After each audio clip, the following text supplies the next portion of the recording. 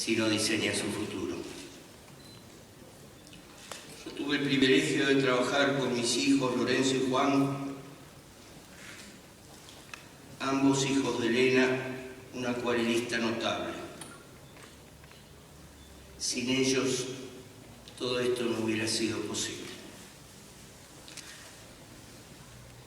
Para quien como yo no ha transitado el claustro en su juventud y considerando todo lo que he recibido en mi país, seguramente de lo más importante han sido mis años de la cátedra en la Universidad de Buenos Aires. Me enseñaron a aprender. He recorrido 58 escuelas en el mundo, pero en ninguna he encontrado la constelación de respuestas visivas como el pabellón 3 de Núñez. La uva fue mágica. Mis viejos alumnos me lo recuerdan siempre. Naturalmente yo fui el que aprendió más. Milton Glaser estuvo en el RALBA hace 25 años y les dijo a los estudiantes: aprendan todo lo que puedan ahora de sus maestros y cuando crucen a Lugones, por favor, olvídense de todo. Me contó mi viejo amigo Alan Fletcher esta bella historia de mi oficio que él había escuchado a su vez de un colega. En el siglo 53 a.C., Marco Casio invadió Partia, la actual Irak, con el objetivo de extender el imperio romano. El resultado fue una catástrofe y se debió fundamentalmente al diseño del arco de los partianos, quienes eran maestros en el uso de esta arma de guerra. El arco partiano fue un arma construida con un resorte laminado, con un alcance y poder que hizo que los romanos quedaran indefensos. Murieron 20.000 romanos y quedaron 10.000 prisioneros. Pero lo importante para nosotros no es que los partianos vencieran porque tuvieron un mejor general. Vencieron porque tuvieron un mejor diseñador. El diseño no es necesario, es inevitable. Hace 50 años lo visité a Orson Welles, que vivía frente a la casa de Juan Perón en Puerta de Hierro, en Madrid. Yo había soñado con esta entrevista fotográfica toda mi vida. Como no tenía una cita previa, toqué el timbre y entré. Y allí estaba Orson, en el fondo de su casa, lavando un viejo Buick negro que no manejaba. Es más, nunca había tenido una licencia para manejar. Le pedí disculpas, naturalmente, por llegar sin autorización y me dijo: nunca pidas permiso, nunca. Y ese es el título del libro que estoy terminando ahora. Una suerte de bitácora de vida. Creo que llega un momento, cerca del final, en donde es necesario rendir cuentas. Creo que ese momento me ha tocado. Luego Orson me invitó a la Plaza de Toros para ver la última corrida del Curro Girón y allí saqué uno de mis mejores retratos que está en el libro Caras y Caritas que editó Jorge Álvarez con tapa de Rubén Fontana hace 50 años. La pampa está húmeda de tanto llorar. Nos conocen por eso, creo. Deben tener razón, ¿no? Un jesuita me dijo en México: bájate de la cruz que necesito la madera.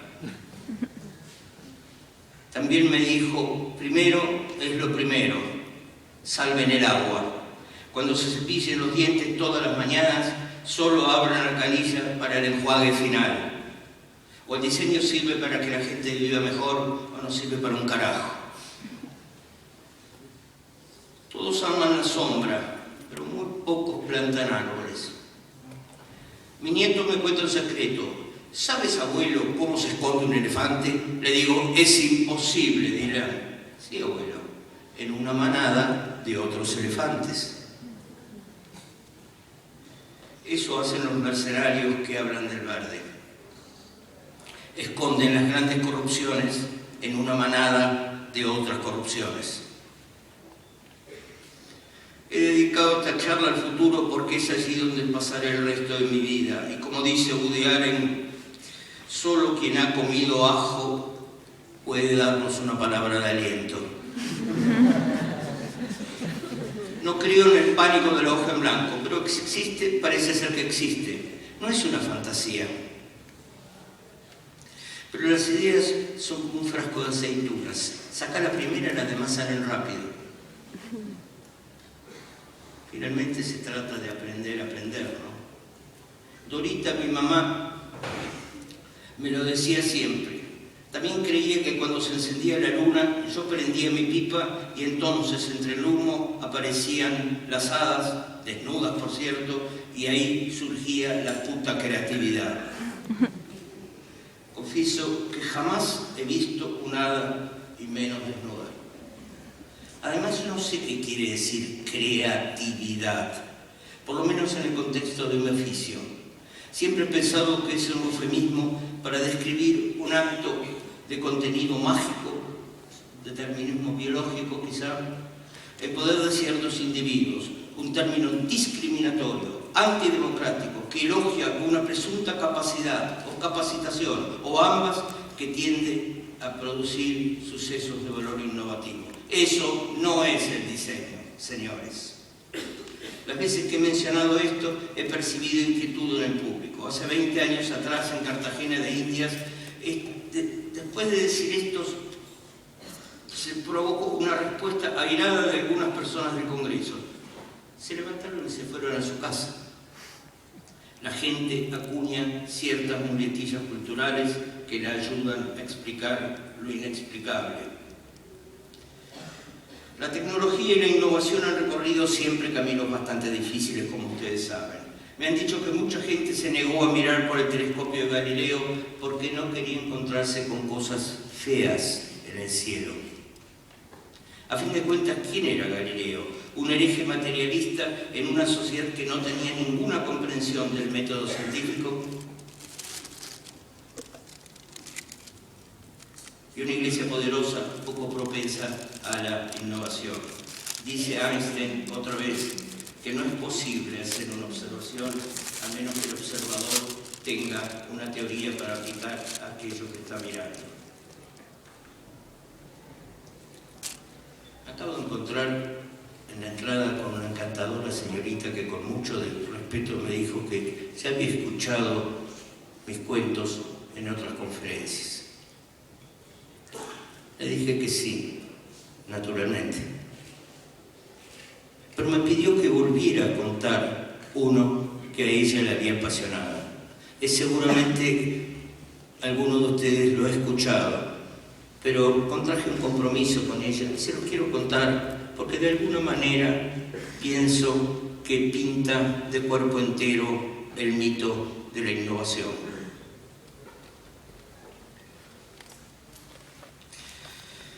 Este es un trabajo de unos alumnos canadienses de posgrado que habían recibido la encomienda del gobierno canadiense para hacer una investigación acerca del porqué del ancho de traza ferroviaria de los trenes de su país.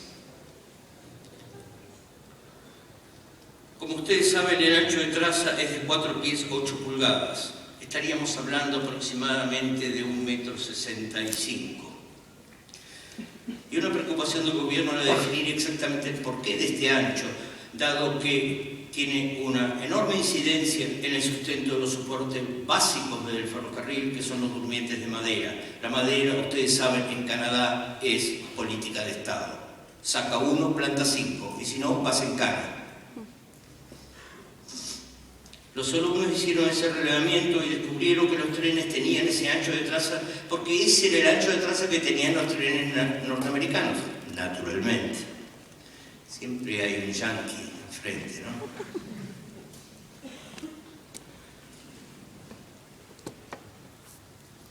Pero ¿de dónde surgía la medida? Sencillamente porque los trenes norteamericanos los habían gerenciado ingenieros ingleses que habían traído para ellos los planos originales que habían usado en Inglaterra. 4 pies, 8 pulgadas. ¿Y por qué en realidad esta era la medida que tienen los viejos tranvías ingleses? ¿De dónde surgía la decisión? En realidad era la medida aplicada a los caminos preexistentes en Inglaterra, que tenían 4 pies, 8 pulgadas de cuneta a cuneta. ¿Por qué? Porque en realidad por allí transitaban los viejos carromatos y las ruedas debían calzar justamente en las cunetas para que no se rompieran. ¿Y de dónde surgían los caminos? Estos caminos de 4 pies y 8 pulgadas surgían de un proyecto realizado hace más de 2000 años por el Imperio Romano para que pasaran por allí sus legiones. ¿Y por qué medían 4 pies y 8 pulgadas? Porque esa era la medida estándar que se había normalizado para todas las carreteras del Imperio. ¿Pero por qué? Porque los romanos habían descubierto que 4 pies, 8 pulgadas es la medida del ancho del culo de 2 caballos. Es interesante, terminan los alumnos diciendo que en realidad habían descubierto que el ancho de un turbogenerador de la cápsula Apolo mide 4 pies, 8 pulgadas. Y luego descubrieron que estos propulsores venían de Utah por los túneles del ferrocarril que tenían como cota numérica 4 pies, 8 pulgadas. Por lo cual concluyen, la tecnología de punta, de mayor avanzada de la historia de la humanidad, está basada en el culo de 2 caballos. Y ahora, el varón innovativo, las burocracias son eternas. El mito de Adán y Eva se fumó. Ellos vivían en un Edén verde, ese tipo de espacios que aman los ecologistas. La culpa la tuvo un inglés, como de costumbre, un tal Darwin, que descubrió, oh sorpresa, que mis abuelitos eran 2 lindos monos, tipo chimpancé, claro está. Parece ser, sin embargo, que en algunas parroquias es como si Darwin no hubiese existido. Hace 2 siglos que zarpó el Beagle y con aquel viaje nació una obra cumbre de la historia de la humanidad, el origen de las especies, y se hundió una explicación religiosa de la vida. El mito de Adán y Eva se fue al carajo. La guerra de los mercados es en realidad la guerra de las ideas. Las ideas que gobernarán el mundo no pueden analizarse bajo las fábulas conocidas hasta ahora. Dice García Márquez que la vida no es lo que uno vivió, sino que lo único que uno recuerda de haber vivido. Las tribus se peleaban por los alimentos y el agua como sucede hoy en día. Hace 3.600 años surge el alfabeto desarrollado por los fenicios. El hombre ya no solo hablaba, ahora tenía su ABC y escribía reemplazando los jeroglíficos y empezaba a pensar cómo vivir mejor. El hombre que solo escuchaba a los dioses empezó a escucharse a sí mismo. Dios no juega a los dados, dijo Einstein. Tuve por muchísimos años una muy cercana amistad con un curita llamado el padre Duncan. Él era irlandés y creo que lo que los unía realmente eran los gin tonic en la parroquia de el patio trasero de su parroquia cuando jugábamos al truco. Duncan sabía muy bien que yo era un hereje, pero creo sinceramente que no le importaba nada. Un cierto día me dijo que la cruz emplazada en la cúpula no se veía de noche y me propuso instalar una cruz de neón. Yo le dije, cura, estás mamado.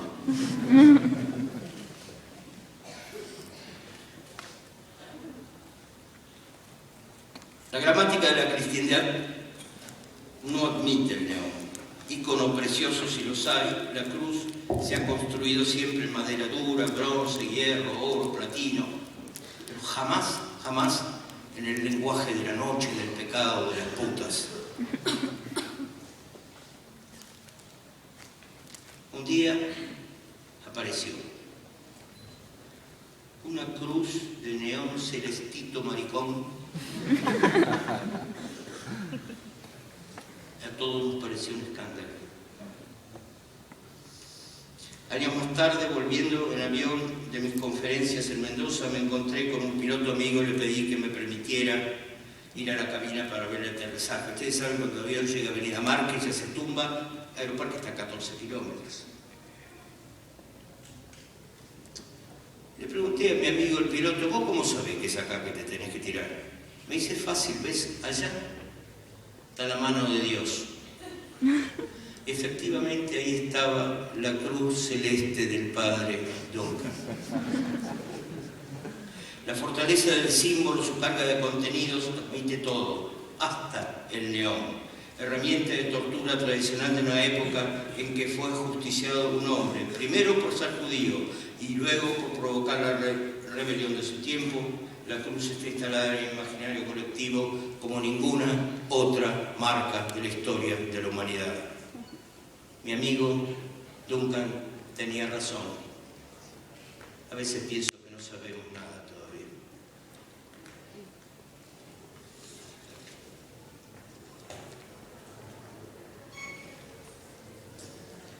En el duro trabajo de construir a Stevens, ese maravilloso personaje del sirviente para el film Lo que queda del día, que les recomiendo en el alma ir a ver, si no lo han visto, Anthony Hopkins sufrió los problemas habituales del caso. Ivory, el director, le recomendó tener una charla con un viejo mayordomo de Windsor ya retirado. Hopkins y el hombre se encontraron a tomar el té, estas cosas que hacen en Inglaterra. Por supuesto, entablaron una larga y encantadora charla. Sin embargo, cuando el mayordomo ya se retiraba, Hopkins tuvo la sensación de que finalmente no le había aclarado nada. Ya llegado a la puerta, le dijo, antes de irse, dígame por favor, ¿qué es un sirviente? El viejo mayordomo se dio vuelta, lo miró y le dijo, un sirviente es un hombre que cuando entra a una habitación vacía, esta parece aún más vacía que antes. Siempre he pensado que este tierno cuento de Hopkins expresa claramente la naturaleza de mi oficio terrorista, sirvientes de la gente. Yo no trabajo para clientes, trabajo para los clientes de mis clientes, para la gente. Yo no terminé la escuela secundaria, me desaprobaron en geometría. Pero tuve en compensación 6 maestros ejemplares: Rómulo Machó, Juan Carlos Di Stefano, Armin Hoffman, Alan Fletcher, Lance Wyman y Jorge Frascara. Ellos hicieron lo que pudieron, todo lo demás se debe a mis carencias y a mis faltas de rigor. Frascara me dijo hace 30 años que mi oficio valía la pena. Y luego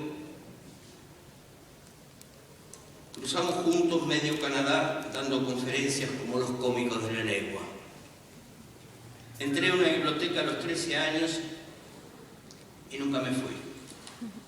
Allí descubrí a Roberto Alt, a Borges, a Rodolfo Walsh, a Wilde, a Leonardo, a Thomas Mann, a Camus, a Macedonio. Más tarde llegaron Daniel Defoe, Dylan Thomas y, por supuesto, el gran Alan Fletcher. Descansa en paz, viejo amigo. Quien me llevó de la mano a descubrir a Jock Killer, aquel profeta que dijo: el hombre habla en minúsculas, grita en mayúsculas. La mayoría de los jóvenes de hoy leen poco y nada, y la chatarra visual que observamos en las calles se debe fundamentalmente a que muchos diseñadores privilegian la computadora sobre el libro. Algunos piensan que la máquina diseña sola, olvidando que la luz en Rembrandt, la palabra en Gracia Márquez y el montaje en Orson Welles son infinitamente más importantes que la tecnología digital. Está todo acá, o está acá o no está en ninguna máquina. Tuvimos una charla, digamos, virtual con Julie Capella, Emilio Ambas y Luis Grossman acerca de si el diseño iba a salvar el mundo. Yo aún no sé de qué tiene que salvarlo, pero pensando que algunos diccionarios dicen diseño, plan mental, nada que ver con dibujar, puede ser posible que así sea. Diseña un cocinero cuando prepara su menú, Diseña la maestra rural cuando organiza el día de clase, diseña el músico cuando compone la partitura. Diseño, il segno di Dio. Perdón.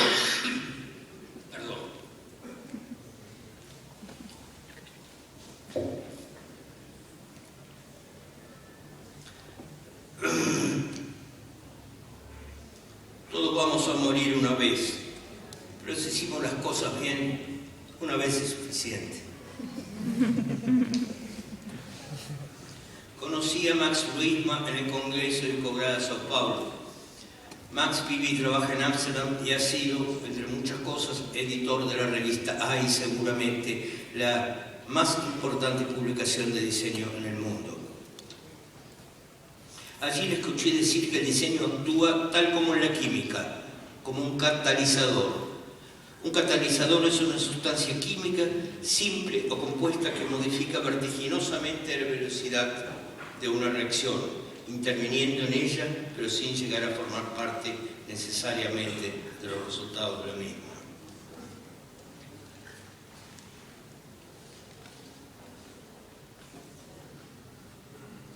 Durante muchísimo tiempo la señalización fue un término adjudicado a una subactividad cercana a la ferretería. La cultura de los instrumentos de información y persuasión pública en los grandes espacios demandó muchas décadas y no pocos desvelos. Todavía es posible encontrar personas que colocan una señal de teléfono público sobre un teléfono público y otras personas que colocan la palabra buzón arriba de un buzón. Yo pensaba que el teléfono y el buzón eran la señal. El mundo está lleno de boludos, ¿no?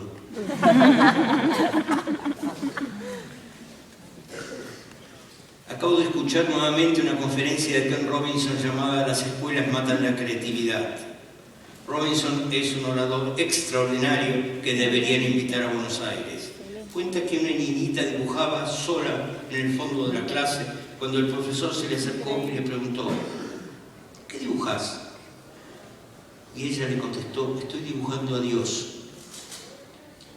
¿Y cómo sabemos cómo es Dios? Y la niñita respondió: ahora lo vas a saber. Amo los cuentos como una mecánica inductiva y los cito con frecuencia porque explican todo mejor que yo. Sherlock Holmes y el Dr. Watson se fueron de camping en su carpa. Después de una buena cena y una botella de vino, se despidieron y se fueron a dormir.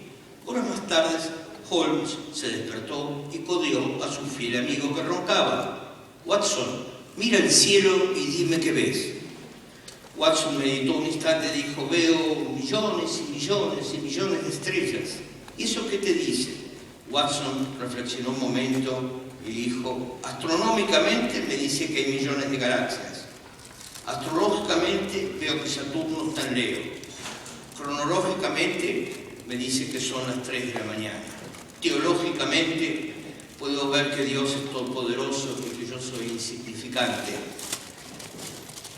Meteorológicamente creo que vamos a tener una buena mañana, Sherlock.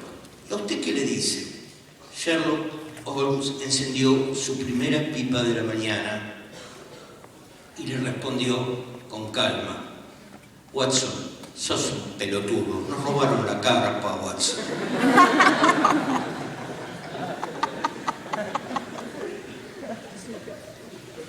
Cada uno ve lo que sabe. Mi maestra Beatriz de primer grado era una diseñadora intuitiva. Siempre recuerdo a Beatriz. He conocido muchísimas Beatrices, pero mi primera Beatriz era inolvidable. El programa de cada día, izar la bandera, cantar Aurora, la clase, castellano, matemática, recreo, la copa de leche, la historia, y arrear el pabellón. Un programa de diseño ejemplar. Supongo que es obvio que yo estaba enamorado de Beatriz. A veces el recambio de imagen entraña ciertos riesgos.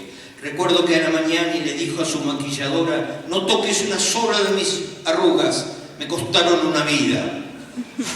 La mayoría cree que lo mío es estética industrial. Además, si no aclara, siempre oscurece. El diseño está allí, y si funciona, seguramente será bello y todos lo usarán. Sin embargo, hay que considerar los factores culturales. Cuando diseñamos la cigüeña del materno infantil, el director me dijo enojado: Shakespeare, usted tiene que saber que los niños no los trae la cigüeña. La gente sí lo cree, y yo también. Según Chesterton, no es que no puedan ver el problema, no es que no pueden ver la solución, no pueden ver el problema. Por otro lado, hay personas que no creen en las señales. Esas encantadoras ancianitas que llegan a la terminal 5 en Heathrow en Londres tienen un formidable dispositivo de señalización a su disposición. Sin embargo, prefieren un buen Bobby amable que la lleve a migraciones, al toilet, sostenga las maletas, sostenga el caniche, la acompañe al taxi, recomienda al conductor borracho que maneje con cuidado. Señales. ¿Qué señales?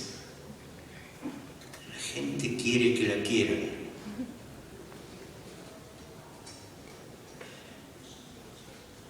Estamos desfoliando el Amazonas, matando a las ballenas, y mientras tanto la ingeniería de simulación hace trotar bellos dinosaurios en los jardines traseros de las multitudes fascinadas. Acabo de ver que han matado 300 elefantes en una reserva de África para robarles el marfil. ¿Para qué sirve el marfil? Para decorar la mesita de luz de los hijos de puta. El premio Nobel Desmond Tutu citó la Biblia al recibir el premio. Cuando los misioneros vinieron a África, ellos tenían la Biblia y nosotros teníamos la tierra. Ellos dijeron: recemos. Nosotros cerramos los ojos y rezamos. Cuando los abrimos, nosotros teníamos la Biblia y ellos tenían la tierra. En las palabras de Mark Twain, esos querían ganar la mayor cantidad de dinero lo más rápido posible, de manera poco honrada en lo posible y honradamente si no quedaba más remedio.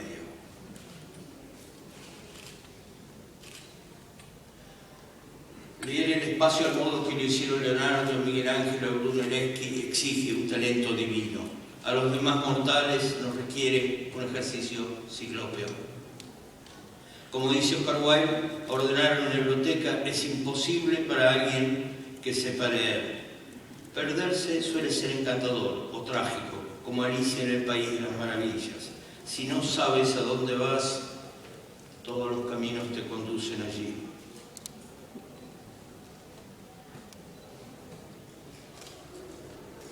Estuve con Bob Gill en una conferencia que compartimos en Vancouver. Bob Gill me dijo: ¿qué puede haber en mi cabeza? Solo viejas ideas. Tengo que salir de mi cabeza. Cuando Isabel y Fernando echaron a los judíos de España, no lo hicieron por razones religiosas. Lo hicieron por envidia. Y América recibió esa herencia. Y les mandamos un regalo verde, la papa. Me dicen que signo de dicho, el envidioso no se sabe enfermo y por ende no quiere curarse. Ambiciona los bienes del envidiado y habida cuenta que no puede obtenerlos, ansía su destrucción.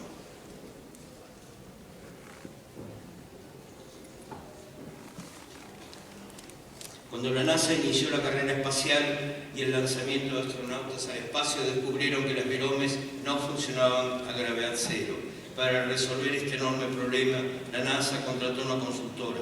Emplearon $12 millones y una década para resolver el problema.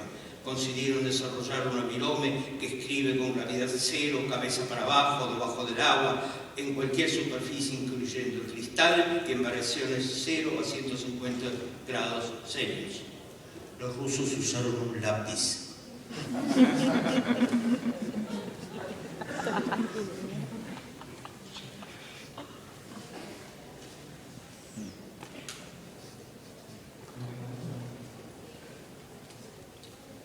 Me tengo que ir ahora, y ustedes también. Pero no me quiero ir sin decirles algunas cosas. Lo que me pasó. Que les puede pasar. No tengan miedo. Les pueden robar todo menos el talento. Y lean. Y después de leer, lean nuevamente lo que han leído. Y no hablen mucho del verde. Mejor planten un árbol. Ustedes son el futuro. El diseño está en sus manos. Gracias.